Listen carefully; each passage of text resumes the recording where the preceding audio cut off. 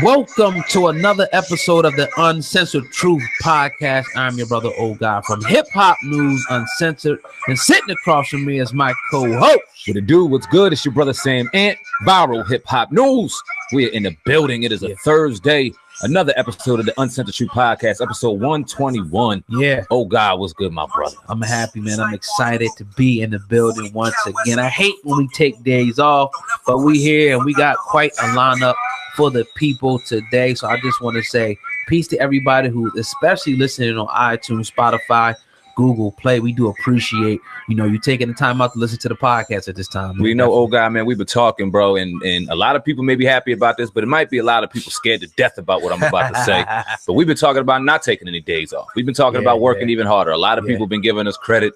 A lot of the loyal subscribers telling us we've been giving them nonstop content, and we appreciate it because that's what we pride ourselves on. That being said, we got a lot of gas in the tank, and we ready to start exploding, man. So stay tuned for more content, that being different podcasts, that being more content from the Uncensored Truth Podcast, Viral Hip Hop News Uncensored. Make sure you subscribe to all three movements, as well as listen to us on iTunes, Spotify, Google Play, and all major online outlets. We're on Alexa now. We're on Pandora now. Damn, you can't get fucking rid of us, man. That's what's up, man. This episode is sponsored by IamMoreMovement.com. Go buy one of these shirts right here, IamMoreMovement.org. Go right there and support my man's movement, right here today. So yeah, man. Yeah, we got quite a lineup, man. We're gonna talk about Troy Ave for the first time ever on this podcast. Also, a Rockefeller Biopic is in the making. Also, T-Pain is stirring up a lot of controversy with a statement he made about Tekashi 6ix9ine. Also, we're going to be talking about Michael Jackson family now striking back in the media and bringing some real interesting things, to light. So we're going to talk about that. I got a couple other topics too in the tuck. So definitely excited. Man, I'm very excited, man. Let's get right to it. Like you said, we got a crazy lineup in store for the people this evening. Make sure you go ahead and get ready for the live show, the live edition of the Uncensored Truth Podcast, exclusively on Hip Hop News Uncensored tomorrow at 8 p.m. Yeah. But yeah, man, let's get started. What we got first, bro? I'm going to start with this Troy Ave situation here. Now, before I start, I'm going to play this little video that Troy Ave, posted up of himself, what it appears to be getting apprehended by police. I'm going to play this little 10-second clip, and then we're going to talk about Troy. Oh, that's some bullshit, yo. Yo, he ain't even do nothing. Yo, free Troy Ave, man. He ain't even do nothing. All right, so that video is a video that we seen go up on Instagram, and we see the allegedly cops putting their hands behind the back. We hear the guy saying he didn't do nothing, but we don't see any cuffs going on. So immediately when you look in the comment section of the video, we see people saying, "Oh, this is maybe a movie video shoot or something like that." What do you think first of the video? Then we'll go a little bit further with the Troy Ave situation. I'm going to go along the lines of the people and saying this is maybe a movie or a music video or something like that, because no cuffs, real nonchalant. And his dude, if it was real or trying to betray as being real, did a very horrible job as narrating that situation. Talking about free Troy Ave, he didn't even get locked up. Come on, man, you're not stupid. Right. You're narrating this shit terrible. So I'm going to go more along the lines of that video in particular was a video or a movie that we'll see coming soon, I hope. Right. Now, to talk about the Troy Ave, the trial's coming up very, very soon. For people who don't know, Troy Ave, was one of the people that was involved in the Irving Plaza, shooting a few years back. He's due to go to trial. He was shot. This video of him shooting back, but there's been a lot of people who have been calling Troy Ave a snitch. You know what I mean? Because of the circumstances that he was in, a good friend of his being killed, him picking up the ratchet and doing what he had to do. Sam Ant, you're now going to be put on the spot in front of everybody.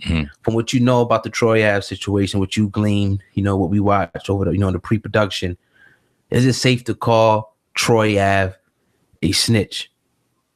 Very difficult question. But I'm going to rewind it all the way back because it's our first time talking about this. And obviously this happened back in 2016. We got the podcast started last year. So things happened, but we didn't really talk about it. And I know one of the reasoning for me in not wanting to talk about it was I really didn't know anything about it. 2016 was a real wild year for Sam Ant. Right. It didn't have a lot to do with fucking what was going on in the media and what was going on in music. So I can't lie. I really didn't know the situation with Taxstone, the situation with Troy Ave, his man, and the whole how everything kind of went about. When you showed me the videos and kind of got me up to date and up to speed on everything that happened, man, it's a rough one. Now, man, definitely a rough one.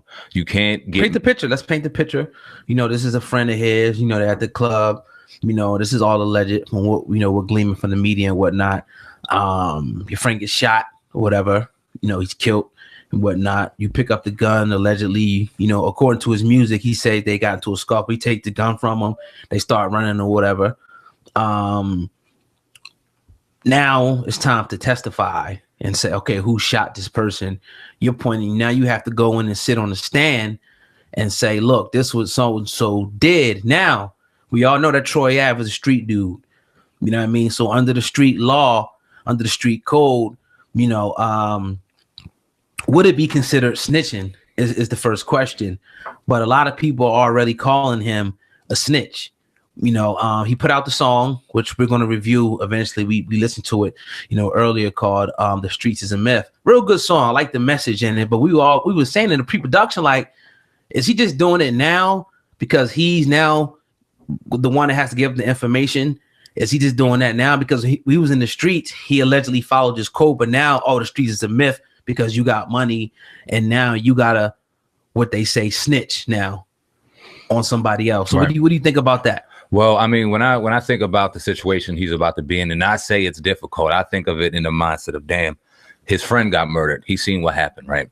And he's going to have to sit on the stand and look at those family members of of the person that passed away, and they're expecting him to do something, and it's a whole different kind of emotion going on, right? But then, like you said, and like we alluded to on the podcast, not in the pre-production, excuse me, right? You live that life. Now, you did a great song about how the streets ain't real, it's a myth, but you lived that life until seemingly it bit you on the ass and did you dirty and did you wrong. So when I'm sitting here from a civilian perspective, when I'm sitting here from a family man, a father, someone that's not involved in that life, I can easily go and be sympathetic to certain things, someone being murdered and trying to shoot back and defend yourself. But I'll never sit there and put myself in a situation where I signed up for anything. I was never invested into the streets like this man claimed and portrayed to be, which is respected if that's what you want to do. Hey, that's are the streets a myth, though? Are the streets a myth, would you say? Or is the music video pretty accurate? It is now. It is now. And it is in 2018, 2019, in today's age. It wasn't back in 1983, 70s, and I can't talk about the 70s, but I could talk about the 80s. I could talk about the 90s. Even the early 2000s, so to speak, and then you started seeing this transition. But it definitely wasn't a myth in the beginning. I seen people that sat down and didn't say shit. Yeah, I know people, and we talked about this a lot, and we're meaning to speak about this often, especially in the Tekashi conversations. But ARAP, real motherfuckers still are around. Just keep it like that. Yeah. So it's not a myth. It only seems as though, and it's a great song, and it talks about and it pertains to social media. Fake shit that we see on here. Maybe these rappers portraying something that they may not necessarily live for real, but the streets aren't a myth. People are out here fucking still living by it. Maybe necessarily because it just bit you and you stuck in a situation, and I'm not mad at it, but damn, don't say it's a myth. I think, you know, if you're going to be in this lifestyle, you should go by the code, period. You know what I mean? Simple and plain. If you're a civilian, there's different sets. I don't have a problem with people calling him a snitch. You know what I mean? At all, because, you know, when you sign up for that lifestyle, there's certain rules that, you know, you're supposed to abide by, or the people in a lifestyle are allowed, you know, to call you out, as you see people doing, calling people rats and all that, and putting people's paperwork out. That's all fair game and whatnot. But I feel for the young man, you know, obviously Troy Ave, because I do generally feel like, you know, he, you know, was trying to really turn his life around. But it's almost like that saying goes, like, you can't, you know, all your life be this one thing, and then now you want to clean yourself up. And now that dude, almost like Boys in the Hood, now they come back around. It's like, damn, karma kind of got you. So I think he's definitely due to testify still. He's making no bones about it. But yeah, the thing about the street thing, obviously, you know, we see that, I'll say like 98%, 99% of the people end up dead or in jail that go that it's a trap. It's that, you know, that lifestyle is a trap. So the message is definitely accurate. Now, I think if I'm not mistaken, in his song "Too Legit to Quit" or some shit like that, he referred to "It's You or Me," Is he in danger of doing life behind this situation? Or time behind this situation? Yeah, So definitely. Bring that aspect into it. It's him, or it's... I think he's saying like, what loyalty do you have? Almost like the 6ix9ine situation. What loyalty do you have to a dude that was trying to kill you or that killed your man? What the fuck you got to be loyal to him or the streets for? That's what I think he's kind of, saying that. Also, obviously the situation, the duel situation where he had to pick up the gun and all that. Right. But a lot of people would stay on Troy Ave's side and say, yeah, fuck it. It's like people. 6ix9ine. People say, yeah, he should have snitched. He's a little kid. Forget the streets. The streets ain't gonna do nothing for you. You go have those people who say that. Well, 6ix9ine's different. It's just different all the way around. I mean, yeah, talk about it. That shit's all the way around. I mean, let's...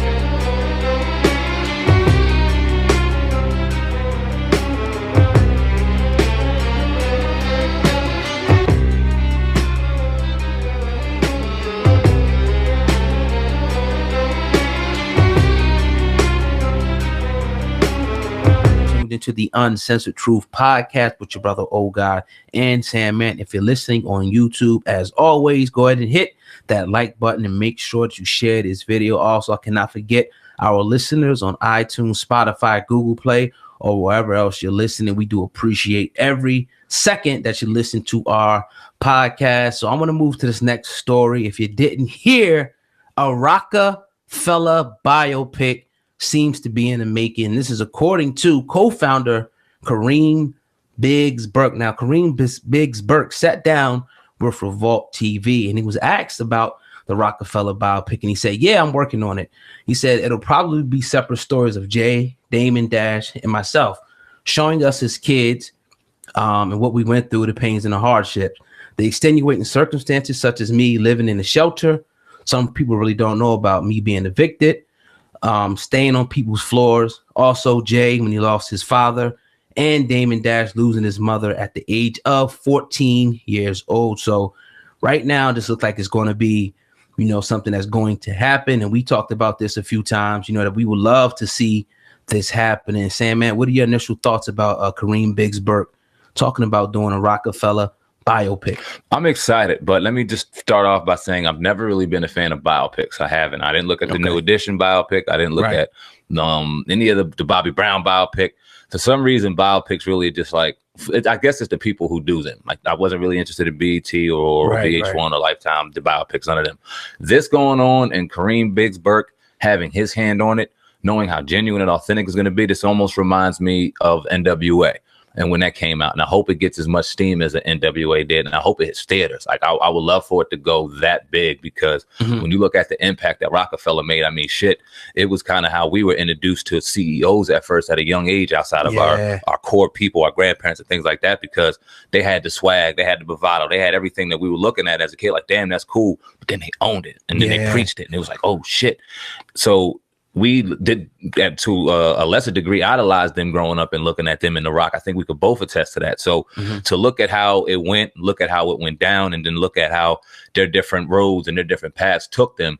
We were talking about it. Biggs Burke was kind of like the silent assassin, maybe the glue to all of it, because he was the one less heard throughout the entire journey, but he had so much impact, as much impact as the other two pioneers in the game. Facts. So, I mean, I can't wait to see him put his hand on this and see how it's going to go down. What do you think? How do you think that Dame Dash will be depicted? And do you think that Dame Dash will have any, director or being the producer in this? Do you think it'll make sense? I think that Biggs is a great bridge to that gap. Because there's obviously a gap in the three, in Rockefeller, that being between Dame Dash and Jay-Z. I think that you got one middleman that'll be able to go to both sources and accurately depict a project. My gut reaction is going to tell me that, and I don't know, this is outside looking in, that Biggs is going to just want his hand primarily on this, even though he's going to get genuine feedback from everybody involved. I think he won't leave them out. Right. But I think when it comes to the production, when it comes to hands-on, when it comes to credit, he may want to take it on his own. And I'm not saying he's a selfish person or anything like that, but Dame Dash is a very powerful character. And then put him into production, and then put his name, and then to put his input may kind of throw things left. Who knows? I'm not saying that. You never know. I don't know how Biggs is thinking, but my gut reaction is going to say that no, he won't have a hand in it as far as executive producing or anything like that. I just hope that it's great. I hope that and I'm not saying that it won't be, but I'm just hoping that it's everything that we, you know, seen when we came up, because that's the era that we come up in, you know, again, like watching these guys pretty much go from broke to millionaires. Like we got to see that with our own eyes. So it'll be great to relive that. I would like to see some other ones like Murder Inc., Rough Riders, maybe even Cash Money, you know, but maybe not a biopic, but, you know, something a little bit, you know what I mean, better documentary or something like that. Yeah, if they do the biopic right, I'm cool with it. Like NWA, I don't know if you've seen that, the NWA joint, but it was dope. Yeah. Well done. Yeah. I like how it dropped in the theaters. It made us just do, it made us money. I think Rockefeller is just as high as that. That needs to be out there in the theaters. They need a big promo. They need a big push for it. Whether or not, and I would love to have conversation on whether or not the three will be on the red carpet together, because then that would probably directly bring all three of these people back together if they did a push like that, which would be awesome to talk about. I could see us being there involved in that situation, whether it be in the press or whatever. So, man, the amount of potential this has. And I don't want to see BET. I don't want to fuck that, man. Take this shit to the big screen, man. If you got to put the money together, I see Jay-Z fucking bailing people out, man. Throw some money to this joint and make this shit special, man. Right. What do you think about this little curveball? Remember, he's going to talk about this Jay-Z bailing out R. Kelly. Man. How come they didn't bail out R. Kelly? Their little coalition. Man. That was funny. Nah, man. R. Kelly had some women on tuck. That's why. Yeah, that's crazy, man. But yeah, man, I told you about that. If you'd have bailed him out, that you would have been all over all the outlets. You saw the lady. That's crazy. Bail him out, start talking. Right. But yeah, man, definitely. But you're tuned into the Uncensored Truth podcast with your brother, Oh God, and Sandman. Going in today on this Thursday evening. Family, if you're listening on YouTube, we need your participation. Just to go ahead and hit the like button and make sure that you share this video. All right, man. I want to introduce this right here to you, Sandman. What you think about this right here, man? Infrared beam, infrared 6. Hopped out looking like a Fed trip. Niggas said a lot, I never said shit. Set trip that could get you red dead quick. Wild cowboys that never made a lot of noise. 5%ers in the 90s told us build and destroy. Down from the 6 and 4, we them youngsters with the ball. You know, that is crazy, man. It was disrespectful as hell. But yeah, you got to go to the source. Go in there, and I'm not saying do anything, but that's crazy, man. I don't mean to laugh about it. Yo, it was crazy. Damn. It was disrespectful. Damn, but they went there. Yeah, man. Yeah, but you tuned into the Uncensored Truth podcast with your brother, Oh God, and Sandman, going in today on this Thursday. If you're listening on YouTube, I need you to do me a favor, hit the like button and make sure that you share this video. If you're listening on any other podcast outlets, please share this podcast with at least one friend if you get a chance. Sandman, Michael Jackson. Crazy. Yeah, man, indeed. Well, he was on the Breakfast Club. He wasn't on the Breakfast Club. Goddamn, his nephew was on the Breakfast Club. Okay, and he was talking about something with Charlamagne. I'm gonna send you the clip. You can go through the real quick. No doubt. That's your way. This is just a little bit of the excerpt of what he said, and then we'll bring this into context in one moment. Dope. But he was talking about, man, just, you know, the whole the leaving Neverland, the movie that came out, and HBO grabbing it. Now people in the uproar about Michael Jackson. Now we see R. Kelly and this situation unfolding. The heightened conversation, the sensitivity to pedophilia, men touching children, women touching children. It's not fucking funny out here anymore, and a lot of people are bringing light to it. So when the conversation comes up about Michael Jackson, obviously people, once the media drops and disseminates information, they get a knee-jerk reaction about it, and obviously want to villainize somebody without properly putting context to the situation. So you got a lot of people going against Michael Jackson right now while he's in the grave, sadly enough, but his family wanted to kind of give some defense to him, man. So if you got that queued up, we could play a little bit of that. Yes, sir. You know, it's always these conspiracy theories that your uncle was actually killed for other reasons. You know, they talk about, you know, owning the Beatles catalog and things like that. Do you think that it was an actual plotted out murder? You know, uncle pretty much has music and publishing company.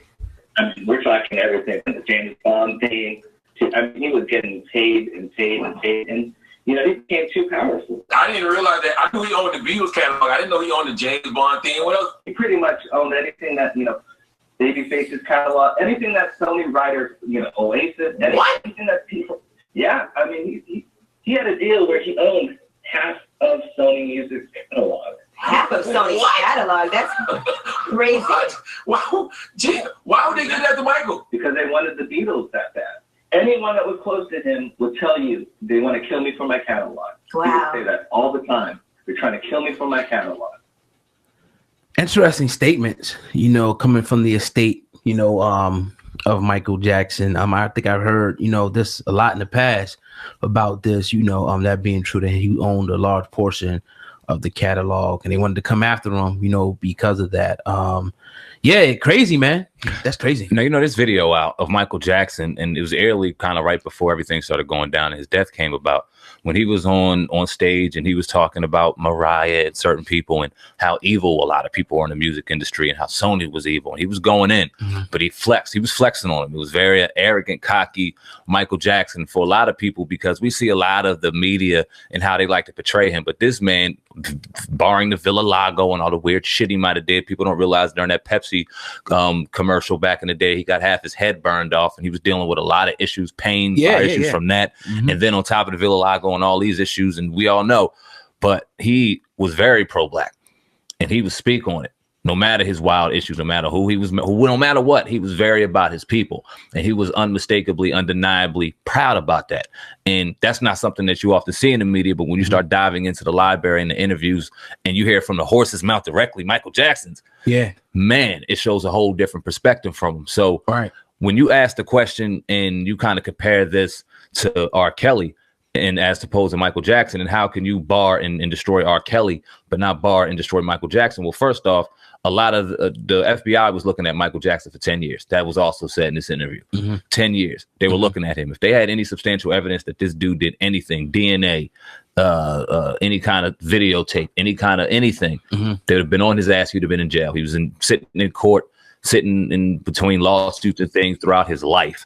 His adult life when it came to this. So if there was anything, any ounce that they could have had on him, he would have been gone. When you talk about R. Kelly, you have Aaliyah. You have a videotape, one in 2008 that he got off on. You got potentially 3 more videotapes behind that where he's been known to do things with underage women, allegedly, according to these videotapes.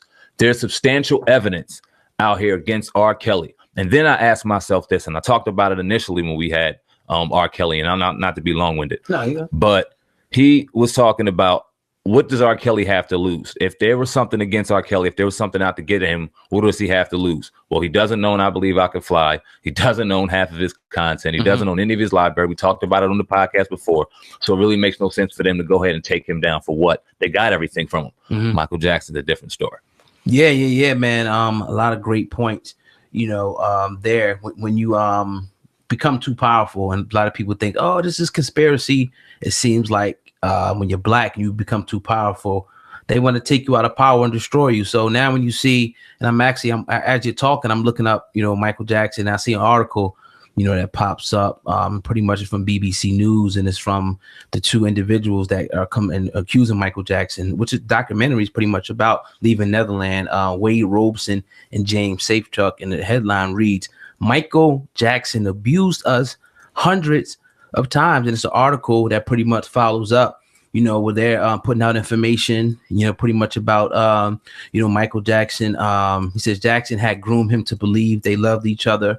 You know what I mean? And this is how they show their love. He said a lot of disturbing details, that they say, penetration of sexual acts at the age of 10, 12 years old that they're accusing Michael Jackson of. But when he went to trial, it was proven that he didn't do any of this. Like you said, they were watching him, the FBI, which doesn't surprise me. If they had the evidence, they would have did it. But now, since he's dead, let's destroy the man's image and try to capitalize any way we can, off destroying his image. But it seems like, every time we turn around, these 2 Robeson and Safechuck are coming after, Michael Jackson, even more and more, but they claim they're not making any money off of it. I don't know why it's so hard for people to say that these 2 dudes ain't scammers. They've been known to be scammers before. They tried to scam him once. They didn't work. Then they go against themselves and contradict everything they said and say, yeah, we may not have put that in context. He didn't do anything. And then now that he's dead, they say they try to pressure him. Now, I'm not trying to say anything against Michael Jackson, but that man doesn't look like he's very threatening. Don't look like it's the type of dude that could beat anybody up. So when you say that you were threatened in even saying something, and I'm not even talking about in relation to children, I'm talking about later on when you were adults and you took back your comments saying that, hey, nah, my bad, I was lying. I didn't really, nothing happened. And now you feel threatened by who? You didn't feel threatened. Now you're trying to gain some kind of financial gain because naturally at heart you're a fucking scammer. Well, he goes on, to say, Mr. Robeson says, every time, this is our quote, every time I was with him, every time I stayed with him, the night with him, he abused me. He said Jackson had fondled him, touching my entire body, and made him watch the singer performing the sex act, he said. And then when he was 14, he says Jackson had tried to rape him. This is a fresh article that just came out by way, of BBC. I'm not saying that I, believe it or agree with it, but just know that there is an attack on Michael Jackson underway right now. Oh, yeah, no, it's no doubt. And just know that people can write some terrible things. A lot of terrible narrative could be written and repeated. Mm-hmm. Where's the video? You said he made you watch? Watch what? There's completely no evidence of none of this. Watch you know what I mean? Right. Watch what, a tape? Where's the tape at, man? If there's a tape out of Michael Jackson doing these disgusting things on you, I take all of this back. I think when he's saying watch, like he, one person making him watch, do they act with another person? Is what they're saying. Like, so two of them, they're both there. Right. He makes him watch. That's what I think he means by that. And he abused you, so you must have penetration and things like that. That didn't. None of your parents didn't notice anything. You didn't go. The FBI was watching this man for 10 years. The FBI didn't go and address y'all and ask y'all questions. They're not known to do that. Come on, man. Right. It's crazy, man. But we'll continue to talk about this, man. And the man's dead at this point. It's so sad. Yeah, it's definitely sad. But it's in the media. We definitely wanted to bring it to everyone's attention. I know you like when we, touch on these type of stories. So definitely. Indeed. And we're fans of Michael Jackson, but keep no mistake about it. We're fans of R. Kelly too. So it's not easy to sit there and talk about him in the context of seeing him wanting to be behind bars because of disgusting acts he's going on. But we're also human. We're men. We're fathers. And shit like that can't be condoned. So it doesn't matter who it is. They can't be condoned. And in this instance of Michael Jackson, when you look at a man that's been just under the microscope for decades now and nothing coming out, no evidence. Now we just got some real negative, nasty hearsay. Come on, man. Let's look deeper into that. I don't believe it. Yeah, definitely, man. But yeah, man, you're tuned into the Uncensored Truth podcast with your brother, Old God, and Sam, man, going in today on this Thursday. Everybody that's listening on iTunes, Spotify, and Google Play, if you can, please share this link with a friend or two and let them know to give our podcast a listen. And we do appreciate, like I said, every minute that you check this podcast out. I hope that you enjoyed, the content that we, had today. And if you're listening, if you're worried about or not worried about, interested in listening to us, live, we'll be live tomorrow night on Hip Hop Uncensored at 8 p.m. Join up with us that night, and we'll definitely be getting it in. Definitely. Can't wait, man. We love getting with the people, going in and having fun on Friday evenings. We got a lot in store for the people. Like we said initially, in the beginning of the show, we're going to come at you with more content. We got another podcast coming and brewing. We got the 1 year anniversary of the Uncensored Truth podcast. So you know what? We're going to change some things up, man. We're going to go through the wardrobe change for the people. We've been talking, and you're about to see a new set from the boys, man. We like to upgrade. We like to evolve, and we like to hit you with nonstop content. So don't be surprised if you see us on here on a Wednesday or random Saturday or Sunday. Yeah, it's going to be nonstop content, man. Always be ready for your boys at the Uncensored Truth podcast. Viral hip hop news uncensored, the Uncensored Truth podcast official channel. Check us out on YouTube, also on iTunes, Spotify, Google Play, and all major online outlets, man. That's all I got. Yeah, definitely. So with that being said, man, everybody have a beautiful day. We will check you out tomorrow night, 8 p.m. Hip Hop News Uncensored. We are out of here. Peace. We are exploited. We are downtrodden. We are denied not only civil rights, but even human rights. So the only way we're going to get